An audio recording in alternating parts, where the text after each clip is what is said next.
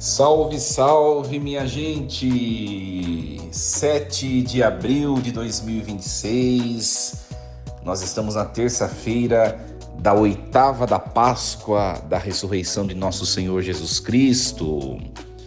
Vos saúdo com a paz de Jesus, que alegria nos encontrarmos nesta terça-feira, ouvirmos a palavra de Deus, meditá-la em nosso coração. Vamos iniciar este nosso encontro, esse nosso programa em nome do Pai, do Filho e do Espírito Santo. Amém. Leitura dos Atos dos Apóstolos, capítulo 2, versículos do 36 ao 41. No dia de Pentecostes, Pedro disse aos judeus: que todo o povo de Israel reconheça com plena certeza: Deus constituiu Senhor e Cristo a este Jesus que vós crucificastes. Quando ouviram isso, eles ficaram com o coração aflito e perguntaram a Pedro e aos outros apóstolos: Irmãos, o que devemos fazer? Pedro respondeu: Convertei-vos e cada um de vós seja batizado em nome de Jesus Cristo para o perdão dos vossos pecados, e vós recebereis o dom do Espírito Santo, pois a promessa é para vós e vossos filhos e para todos aqueles que estão longe, todos aqueles que o Senhor nosso Deus chamar para si. Com muitas outras palavras, Pedro lhes dava testemunho e os exortava, dizendo: Salvai-vos desta gente corrompida. Os que aceitaram as palavras de Pedro receberam o batismo. Naquele dia, mais ou menos 3.000 pessoas se uniram a eles. Palavra do Senhor. Graças a Deus. Muito bem, meus queridos, expliquei ontem para vocês que ao longo de todo o tempo pascal nós vamos ser acompanhados pelo texto dos Atos dos Apóstolos. O livro dos Atos dos Apóstolos fora escrito por São Lucas, o mesmo que escreveu o Evangelho de Lucas. Ele escreveu mais ou menos entre os anos 80 e 90, tá? E nesse livro é narrado os eventos reais da igreja primitiva, desde a ressurreição e a ascensão de Jesus até a época em que está sendo escrito. Então, São Lucas ele vai fazer uma abordagem histórica dos anos 30 até os anos 60, tá? Por isso, e o texto relata os acontecimentos desses primeiros passos da igreja que nasce em Jesus Cristo, né? Então, o foco principal é a expansão do cristianismo a partir de Jerusalém. O cristianismo está começando, né? Então, quando Jesus ressuscita, ali no mistério da Páscoa, né, a paixão, morte e ressurreição, é que começa o trabalho da igreja. Então, a igreja começa pequenininha, ela vai se expandindo pela pregação dos apóstolos, né? É um contexto ainda do Império Romano, né? Quem está no governo é o imperador Tibério, né? É um imperador bastante bem complicado. Havia tensões judaicas depois da crucificação de Jesus em Nazaré, né? Os judeus, os chefes da religião judaica, queriam abafar o cristianismo, né? Matar essa, que para eles é uma seita que estava surgindo, né? Então o cristianismo ele começa como seita, tá? Depois ele toma proporção, tá? Então é esse o contexto histórico. E claro, a igreja ela nasce, gente, a gente precisa aprender isso, né? Quando que nasce a igreja? A igreja nasce no mistério da Páscoa de Jesus, né? No mistério da paixão, morte e ressurreição, né? Sobretudo do alto da cruz, quando sai sangue e água do lado aberto de Cristo, né? Ali a igreja se mostra nascendo, é o parto da igreja. Do lado de Cristo a igreja nasce. Só que essa igreja ela nasce, ela ainda está lá na incubadora, ela ainda está lá no hospital sendo cuidada, né, pelos médicos. E no dia de Pentecostes ela sai e vai para casa, né? Ela se mostra para o mundo, né? No dia de Pentecostes é um anúncio universal de que a igreja nasceu do coração de Cristo e agora está presente no mundo. né? Então, por isso que depois de Pentecostes é que Pedro, nós começamos a ouvir ontem, tomou a palavra e começou a pregar, né? É um nascimento público da igreja, tá? E hoje, essa perícope de hoje, capítulo 2, versículos do 36 ao 41, essa passagem é o clímax do primeiro discurso público de Pedro, a primeira homilia, o primeiro sermão de São Pedro no dia de Pentecostes, tá? Depois que o Espírito Santo desce sobre eles, né, sobre os apóstolos, Pedro se vê cheio do Espírito e ele proclama Jesus como Senhor e como Cristo, né? Há um confronto aqui, porque as pessoas que crucificaram Jesus Cristo estavam lá ouvindo Pedro. Muito interessante isso, né? E uma coisa interessante aqui, o primeiro anúncio de Pedro, né, o primeiro sermão, resulta em mais de 3.000 batizados, né? Pra gente, nós que somos pregadores, sacerdotes, os diáconos e os pregadores leigos da igreja, esse detalhezinho não pode passar despercebido nos nossos olhos, né? Será que as nossas pregações têm sido bem preparadas? Porque Pedro, ele prega aquilo que ele experimentou. Será que nós temos pregado aquilo que nós experimentamos? Nossas pregações têm sido algo frio, algo distante do nosso testemunho? Para a gente pensar um pouco sobre isso, né? Que uma pregação, uma homilia de Pedro converteu mais de 3.000 pessoas, né? Então eu, como padre, eu preciso... Aqui não é questão de vaidade, é questão de autoavaliação. Eu preciso perceber o que a minha pregação tem provocado no meio onde eu estou. Eu sempre faço essa crítica. Quando vem uma pessoa ouvir, ai padre, esses dias eu escutei, né? Essas semanas atrás, a sua pregação me trouxe de volta para a igreja. Eu fui numa missa sua e escutei sua pregação e depois eu nunca mais deixei de participar. Né? Uma moça, né? Uma senhora veio me agradecer e aqui na igreja, aqui na paróquia onde eu estou, que eu sou recém-chegado, isso não deve ser motivo para nós nos envaidecermos. Isso deve ser um feedback se de fato a nossa pregação ela provoca aquilo que a pregação de Pedro provocou em meio aos judeus. É para uma autoavaliação mesmo. Estou no caminho certo, devo continuar, devo aperfeiçoar, devo amadurecer mais, ou devo mudar o caminho, devo mudar o método, mudar o esquema. Como que é a coisa? Eu preciso me autoavaliar como pregador, como pastor, né? É muito interessante isso. E o texto começa com o versículo 36, né? Que todo o povo de Israel reconheça com plena certeza: Deus constituiu Senhor e Cristo a esse Jesus que vós crucificastes. São Pedro conclui o seu sermão citando profecias do Antigo Testamento. No Salmo 16, do qual falei ontem, né? Joel 3, Jesus é o Messias prometido, o ungido, o Senhor, o Kyrios, não é? Então, vós crucificastes. Isso daí é uma responsabilização dos líderes judaicos, mas sem ódio, apontando apenas para o plano divino, porque Deus assim preveu, não é? Gente, nós precisamos reconhecer Jesus como Senhor da nossa pessoa, né? Em meio a tantas dúvidas, a tantas culpas, afirmar a divindade para fortalecer a fé diária, não é? Evitando uma neutralidade espiritual. E depois o texto vai dizer que quando eles ouviram Pedro... Gente, quando a gente fala pelo poder do Espírito e não meramente pela força das nossas palavras, mas quando a gente fala pela força do Espírito, aqueles que nos ouvem, eles se transformam. É isso que a gente precisa avaliar em nós. É isso, né? A multidão ela é compungida no coração, é tocada no coração, né? Um sinal de conversão inicial.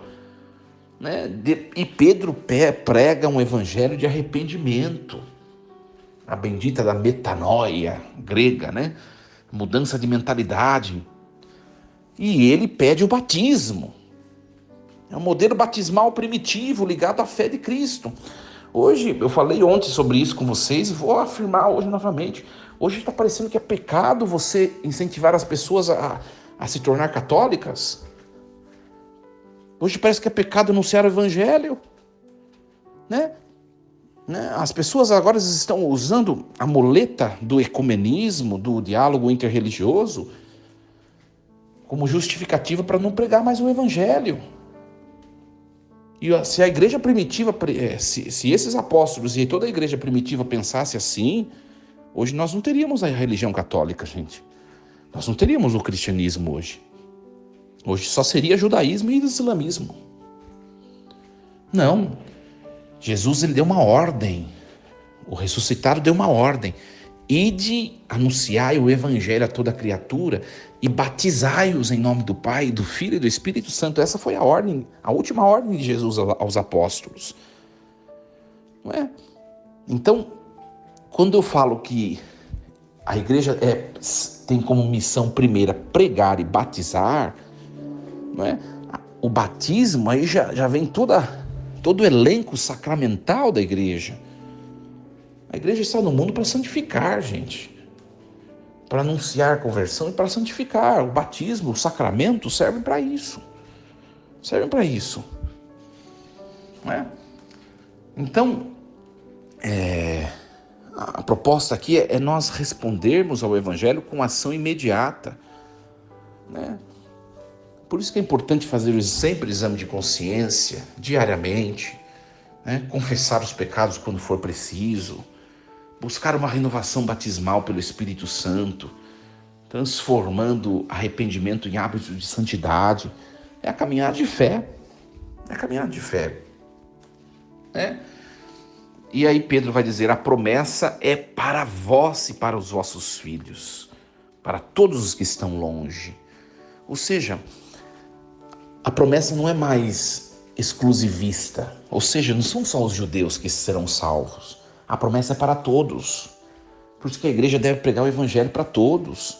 Sabe, gente, a igreja começou, presta bem atenção nisso, a igreja começou numa mentalidade universalista. Essa é a vontade de Deus. Uma mensagem universal, uma pregação universal. Ou seja, todos são chamados à fé em Jesus Cristo e a ser salvos.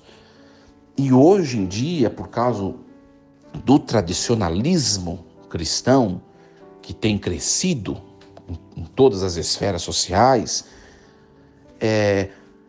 essa característica da igreja primitiva, as pessoas têm colocado para o chão, né? Têm assassinado essa característica da universalidade de salvação.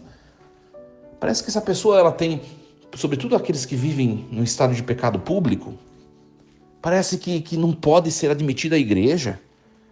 Mas a palavra de hoje está dizendo aqui, a promessa é para vós e para os filhos, os seus filhos, e para todos os que estão longe.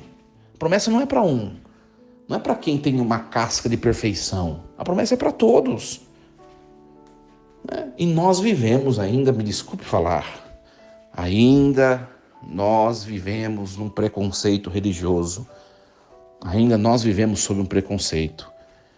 Se vem uma pessoa com estado de vida irregular, por um motivo ou de outro, a gente já olha com o olho torto, já fica colocando barreiras para a pessoa atuar na vida pastoral da paróquia. Isso não é de Deus, gente. A promessa é para todos, está escrito aqui. Para todos. Para todos. E aqueles que aceitaram a palavra de Pedro, que ouviram a homilia de Pedro, o sermão, e se dispuseram a fazer parte do cristianismo, eles foram admitidos, foram batizados. Gente, vocês acham que essas mais de 3.000 pessoas que fizeram adesão à fé, todas elas se converteram à verdade cristã, aos preceitos cristãos, de maneira plena? Claro que não, né, gente? Os judeus ainda estavam aprendendo o que é ser cristão, mas já foram batizados. Então a gente não batiza santos, A gente não batiza, a gente não entrega sacramento para pessoas santas. É o contrário. A gente batiza para tornar as pagãos em santos. É diferente. Aquela mentalidade. A igreja, eu não estou na igreja porque eu sou o bom, o perfeito, o santo. Eu estou na igreja porque é o contrário.